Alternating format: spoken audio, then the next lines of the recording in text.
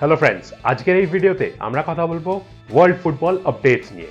English premier league, Bundesliga, ISL, লা লিগা, major league সকার সবকিছু নিয়ে সারা বিশ্বের টপ ফুটবল লিগসের 4th ফেব্রুয়ারি অবধি যা আপডেটেড স্ট্যান্ডিং সেই বিষয়ে আমরা ডিসকাস করব আজ। লিওনেল মেসির নতুন club inter Miami pre season friendly খেলতে এসছে আল নাসারের সঙ্গে, যেখানে রোনাল্ডো এখন খেলছে। এই দুজনের দ্বৈরথ দেখার জন্য আগ্রহ ছিল তুঙ্গে, কিন্তু চোটের জন্য রোনাল্ডো লাস্ট মোমেন্টে সরিয়ে নেয় নিজেকে। ইন্টার মায়ামিও মেসিকে নামায় ম্যাচের একদম শেষে। তো সেই অর্থে রোনাল্ডো ভার্সেস মেসির খেলা কিন্তু দেখা হলো না। আল নাসার একপেশেভাবে 6-0 স্কোর লাইনে ইন্টার মায়ামিকে উড়িয়ে দেয়। অপর এক ফ্রেন্ডলি ম্যাচে ইন্টার মায়ামি 4-3 গোলে হেরে যায় আল হিলালের কাছে। আল হিলাল হচ্ছে নেইমারের বর্তমান ক্লাব, কিন্তু চোটের কারণে নেইমার আপাতত খেলছে না। তো বলাই চলে ইন্টার মায়ামির প্রি সিজন ফ্রেন্ডলি একেবারেই ভালো যাচ্ছে না। লিওনেল মেসি ছাড়াও এই টিমে আছে জর্ডি আলবা, লুইস সুয়ারেস এবং সার্জিও বুস্কেটস। এখন দেখার বিষয় লিওনেল মেসি বার্সেলোনার 3 প্রাক্তন সতীর্থকে নিয়ে কত দূর টেনে নিয়ে যেতে পারে ইন্টার মায়ামিকে। খাতায় কলমে খুব এক্সপিরিয়েন্সড এবং স্ট্রং সাইড হওয়া সত্ত্বেও এখনো অবধি ইন্টার মায়ামি কিন্তু সেরম রেজাল্ট করতে পারেনি। সামনেই মেজর লিগ সকার, দেখার বিষয় ইন্টার মায়ামি MLS চ্যাম্পিয়ন হতে পারে কিনা এবছর। এবার আসা যাক ইংলিশ প্রিমিয়ার লিগে। আর্সেনাল 3-1 গোলে লিভারপুলকে উড়িয়ে দিয়ে 2 নম্বরে উঠে এলো। আর্সেনালের হয় 3 গোল করে বুকায়ো সাকা, গ্যাব্রিয়েল মার্টিনেলি এবং ট্রোসার্ড। ইংলিশ প্রিমিয়ার লিগে এখনো টপে আছে লিভারপুল, তারপরে যথাক্রমে Arsenal, Manchester City, Aston Villa, Tottenham Hotspur, Manchester United.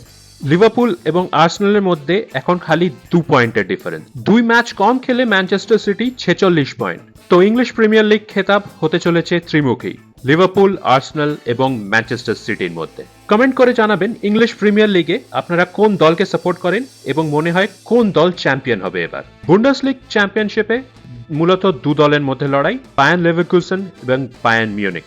বাকি দলগুলো আপাতত অনেকটাই পিছিয়ে আছে। বায়ার্ন লেভারকুসেন 2 পয়েন্টে এগিয়ে থাকলেও বায়ার্ন মিউনিখ যে কোনো মুহূর্তে ওভারটেক করতে পারে তাদের। লা লিগায় আবার দেখা যাচ্ছে ত্রিমুখী লড়াই, রিয়াল মাদ্রিদ, জিরোনা এবং ফুটবল ক্লাব বার্সেলোনার মধ্যে। এই সিজনের চমক অবশ্যই Girona FC. Barcelona title race থেকে বেশ কিছুটা পিছিয়ে পড়েছে।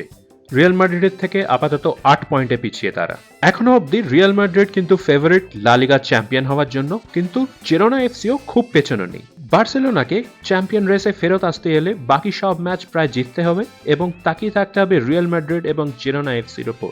এবার আসা যাক ভারতীয় ফুটবল তথা আইএসএল এর আপডেটে। 3 তারিখ রুদ্ধশ্বাস ম্যাচ হয় মোহনবাগান এবং ইস্ট বেঙ্গলের মধ্যে।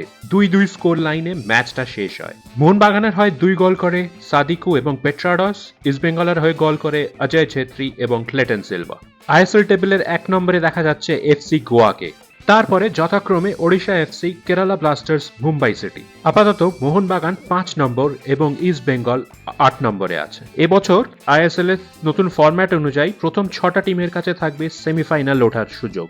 কমেন্ট করে জানাবেন আপনাদের কি মনে হয়, ইস্ট বেঙ্গল প্রথম 6 এর ভেতর শেষ করতে পারবে? মোহনবাগান কোথায় গিয়ে শেষ করবে লিগ স্ট্যান্ডিং এ?